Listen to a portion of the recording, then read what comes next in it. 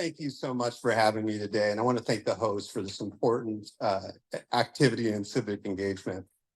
Some of you may know I have deep ties to the history of this park, this neighborhood. Scattered out throughout the neighborhood are homes designed by my great-grandfather, Ellis Lawrence. The elegance, the beauty of many of those homes still brings light to this neighborhood. The old trees in the park have given shade, given oxygen to generations of my family. 100 years ago, my grandmother played here. A decade ago, I introduced soccer to neighborhood kids in the park while coaching at Laurelhurst Soccer Club. That group of children, including my twin daughters, are graduating from Portland area high schools this year. Years later, my wife would pick up my young son from ChildWorks preschool down the road, take him to see the ducks at the pond, before picking up my daughter from Glencoe Elementary. My family's multi-generational connection to this space gives you a sense and gives me a sense of timelessness here. We've connected this beautiful urban park for 100 years. It is important to acknowledge that these deep ties to the innocence, to the beauty of these urban parks, and explaining the fierceness I have confronted the challenges modern Portland faces. First, we should talk about encampments. At times, encampments threaten livability, safety, and sustainability in our parks, in our neighborhoods, in our city. 2 years ago, as a candidate for city commissioner, I called out for more direct responses to encampments here and throughout the city. First, encampments should be swept without delay. Second, the city should build shelter with services where it can provide a path to recovery for those who will meet us part of the way. Third, end public programs that enable self-destructive behaviors. Overarching themes being compassion without enablement. Support those who will meet us part of the way, at least, while simultaneously discouraging migratory homelessness to land here on our streets. At the time, advocates howled. Even some close friends told me it was cruel to clean up encampments. Well, I would submit that Laurelhurst Park has improved, and those on the street have received better services by being steadfast in the expectations for our public spaces.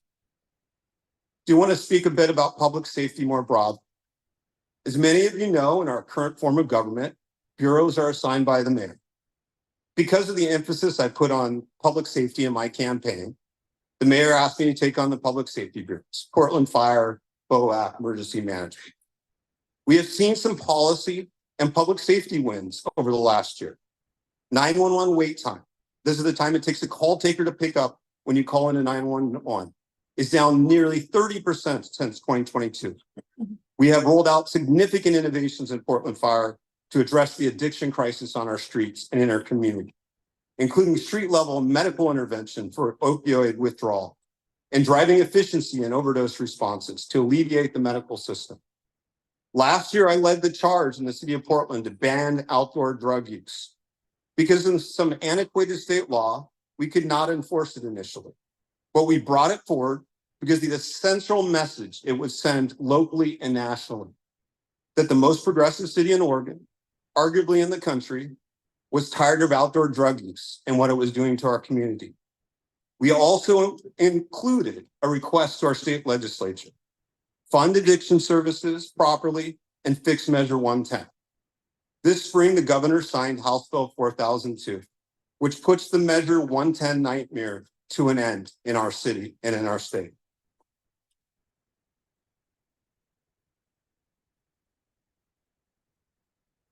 A public safety system cannot work without recruiting and retaining first responders.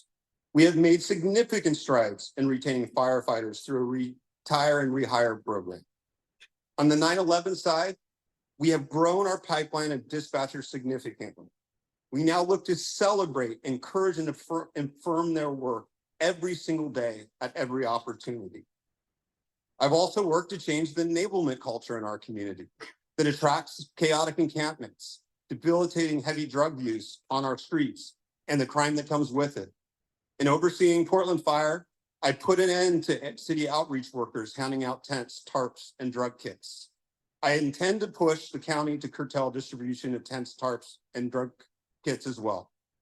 For taking a strong position, I've attracted the animosity of anarchists, police abolitionists, and many others with good intentions, but who inadvertently helped drive our city to the brink. However, we cannot cede 1 inch to this extremism. It is essential we continue to push forward on public safety in a way that balances accountability with real progress. And now, as your Commissioner of Public Safety, I can honestly say we've seen a shift in City Hall. There's still a long way to go, to be sure, but the political shift has started by acknowledging there is no livability without public safety. We now talk openly about how best to get people off the street into treatment, while also working to set clear expectations on public behavior and consequences for those who violate the law.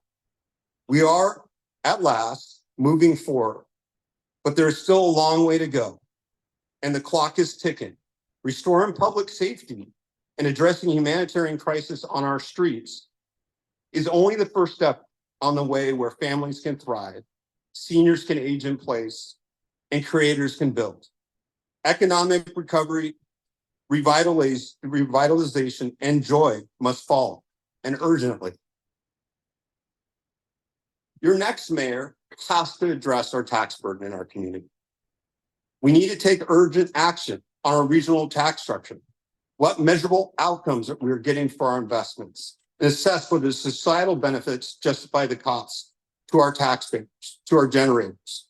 The next mayor needs to be a champion for Portland taxpayers and find ways to get relief to the collective impact of our regional tax burden. Speaking to the future, we've got about 3 minutes.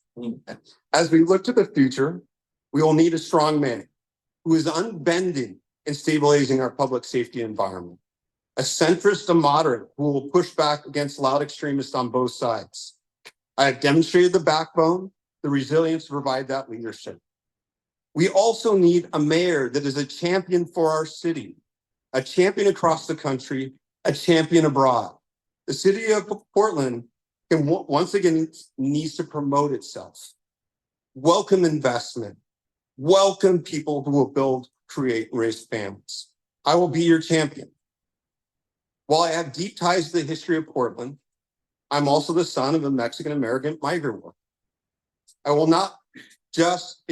not just tied to our history, but also bring needed new energy to the city as your first Latino mayor. It looks as though your next mayor will be afforded a once-in-a-century opportunity to shape not only our next form of government, but also the urban landscape, and in many ways, the social fabric of our city. The multitude of crises unleashed in 2020 have at times shaken the city to its core, but have also created and necessitated a reconceptualization of urban living, of our city's future. At the same time, a myriad of generational projects will be shaped by your next mayor. The permanent home of performing arts will be determined and stewarded to fruition. The futures of the Blazers and the Rose Garden to be determined. OMSI's vision of Southeast Portland will take shape. Simultaneously, the shape of our waterfront and downtown will be determined. These are immense opportunities to shape our urban landscape, but also to create space for industry, creativity, growth, and joy. My promise to you as your next mayor, I will protect without apology your space for creation, for joy, so that our children, so that our grandmothers, new arrivals and old, will have a Laurelhurst Park for another 5 generations. Thank you.